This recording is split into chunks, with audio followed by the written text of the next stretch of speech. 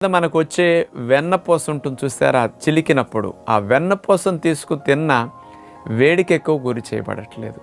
ఈ వెన్నపూసని పొయ్యి మీద ఒక మూకుడు పెట్టి అందులో కాస్త మంచిగా మంట హైలో పెట్టి మరిగిస్తే ఎంత వేడికి గురి చేయబడుతుంది అనుకున్నారు?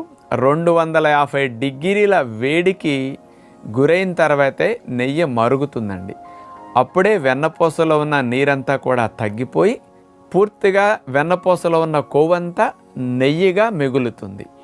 250 డిగ్రీల వేడికి గురి చేసినప్పుడు ఆ నేతి యొక్క అణువులు ఏవైతే ఉంటాయో అందులో ఎలక్ట్రాన్స్ ఏమన్నా ఉంటాయి కదా, అవి దెబ్బతినిపోతాయి.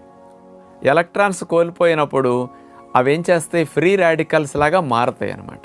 ఈ ఫ్రీ రాడికల్ ఫార్మేషన్ 250 డిగ్రీల వేడికి గురి చేసి మరిగినప్పుడు కెమికల్ చేంజెస్ వల్ల వచ్చే మార్పు